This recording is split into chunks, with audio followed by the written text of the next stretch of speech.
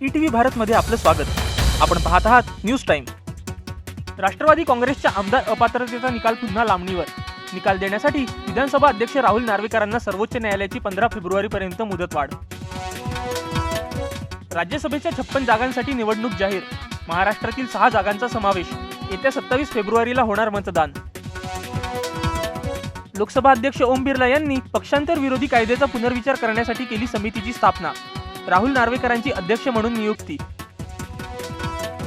राहुल नार्वेकर यांच्या निवडीवर संजय राऊतांची खोचक टीका। म्हणाले, ज्यानं 10 पक्षात पक्षांतर केलं त्यालाच अध्यक्ष बनवलं। नार्वेकरांच्या निवडीवरून उद्धव ठाकरेही आक्रमक। देशातील लोकशाही संपवण्याच्या दिशेने टाकलेलं पुढचं पाऊल मानायचं का, ठाकरेंचा सवाल।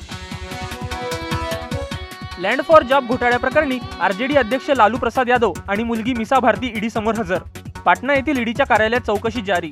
ईडी कार्यालय आणि लालूच्या निवासस्थानाबाहेर मोठ्या संख्येने समर्थकांची गर्दी। उत्तराखंडमध्ये युनिफॉर्म सिव्हिल कोड आणण्याची तयारी पूर्ण।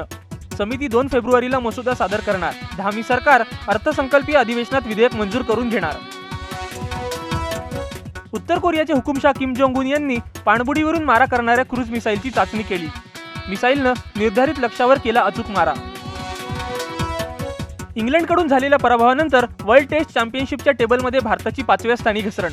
बांगलादेशनं टाकलं टीम इंडियाला मागे। ऑस्ट्रेलिया अजूनही अव्वल स्थानी कायम। 69व्या फिल्मफेअर पुरस्कारांची घोषणा। 12th फेलला सर्वोत्कृष्ट चित्रपटाचा पुरस्कार। ॲनिमलसाठी रणबीर कपूरला सर्वोत्तम अभिनेता तर रॉकी और राणी की प्रेम कहाणीसाठी आलिया भट्टला सर्वोत्तम अभिनेत्रीचा पुरस्कार। प्रसिद्ध पॉप सिंगर टेलर स्विफ्टला आता एक्स प्लॅटफॉर्मवर सर्च करता येणार नाही। गेल्या आठवड्यात तिचे AI फोटो व्हायरल झाल्यानंतर एक्स कडून घेण्यात आला निर्णय। न्यूज टाइम मध्ये इथेच थांबूया। लेटेस्ट अपडेटसाठी लॉग इन करा etv bharat.com।